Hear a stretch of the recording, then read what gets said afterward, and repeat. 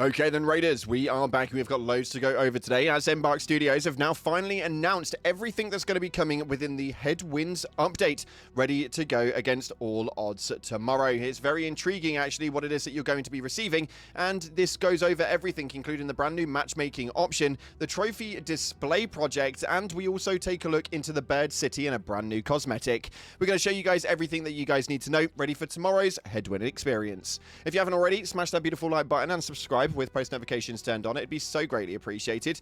Make sure you check out our incredible sponsor, Instant Gaming, the platform where you can get your video games cheaper for PC and consoles with the best deals, offers, promotions, and discounts, all running up to 70% off on old and new games alike, and even a cheeky discount on gift cards if you so wish. Links in the description for that one. And if you want to get involved with that giveaway for a free copy of the game, or if you've already got the game and you want Raider tokens, then all you have to do is head down to the comment section. We'll be putting in any love heart you like, and it'll enter you in. We're announcing the winner to that one tomorrow, so make sure that you stay tuned to it. That being said, let's dive into Headwinds and see what it is that we've got ready for Arc Raiders. So they start off this article by stating, "Hello Raiders, the ice has melted and you have survived one of the most punishing winters in recorded Rust Belt history. Others weren't so lucky.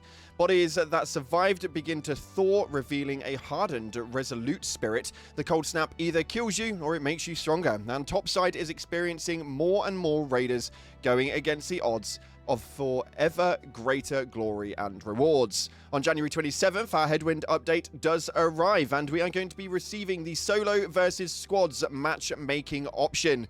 The trailer that you've been seeing in the background this entire time is an interesting one because it goes over exactly what you're going to be experiencing.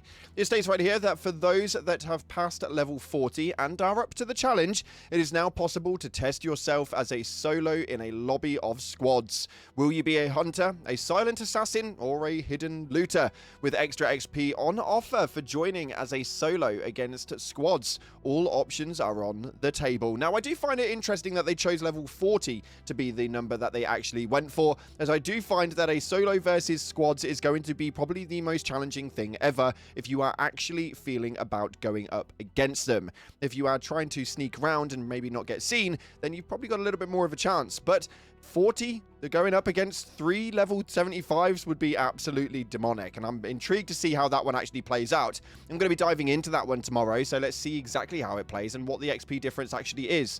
If you are at max level at 75, then it kind of leads to the question, why would you even want the XP at all? It's a really strange one, that's for damn sure, so I'm intrigued to find out how that one's going to work. Let me know your opinions of the solo versus squads level 40 matchmaking option in the comment section below. Moving on from that, they also go over the trophy display project. Now, it states right here that some raiders have taken to hunting Ark for sport.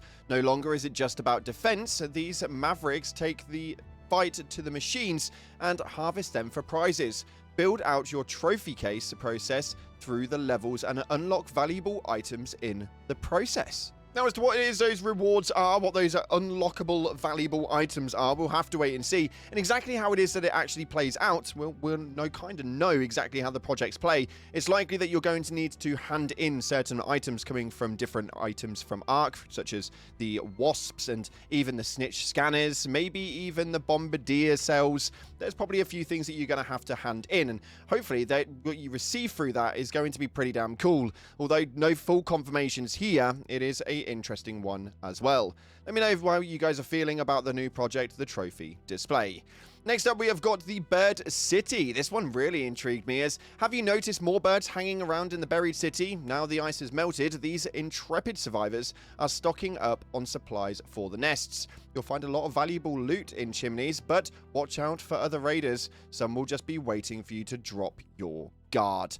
Now, what you are going to be waiting for inside of the map, which is looking to be Buried City for the record, is something about the birds, and having the birds rolling around is so damn cool. Looking up at the chimneys, seeing if there's a horde of birds around a chimney, making your way up there, watching the birds disperse, and then rummaging through the chimney for the hidden loot that they've actually pinched.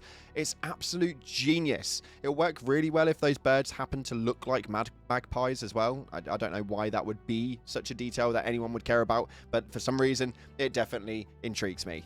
And finally, we have got cosmetics. This one is one that I am damn excited for. It looks incredible. This is the Headwinds cosmetics. It states, Headwinds also sees the introduction of 2 new cosmetic sets suitable for going up against the odds. Will you don the Sandwalker set to outmaneuver your opponents with stealth and skill? Now is the time to challenge yourself and truly test your mettle. This is just the beginning. We need to know if you're ready for the impending escalation. See you topside, the Arc Raiders team. Now, what we can see here is the Sandwalker set, but it also states that there is 2 new cosmetic sets. So I'm intrigued to find out what the second one is actually going to be. You'll have to make sure you tune in tomorrow, as we are going to be releasing a video first thing in the morning, going over everything that you guys can do and showing you everything, including the project and the new skins and all of that cool stuff. So stay tuned to the channel with post notifications turned on. But this, for me, looks absolutely awesome, and I can't wait to see how else this is going to play out with the second skin.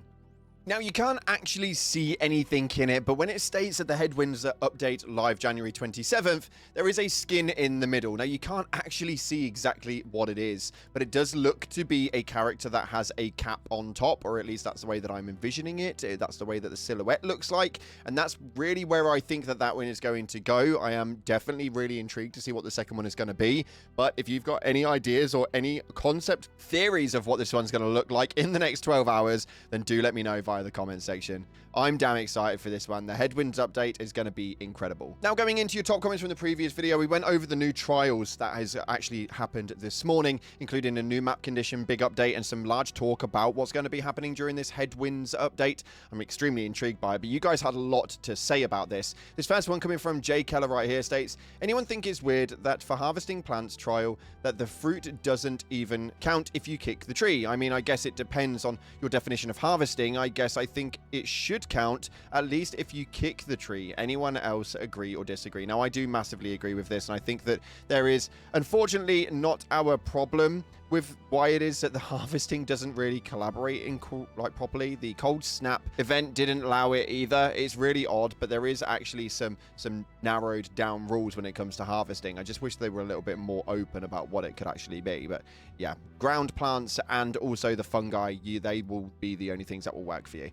This one from Titus states right here, minor map conditions are things like probes, husks, bloom, and raider caches, and it appears that this one is going to be running as well. Now, we don't actually know if this is going to be just the birds on Buried City, or if this is going to be operational across the entire map. I do think that this is something that we should see across all maps inside of the game, mainly because it being just a minor map condition is something that we really need to actually showcase across all over the game, especially considering that we're not receiving new maps anytime soon.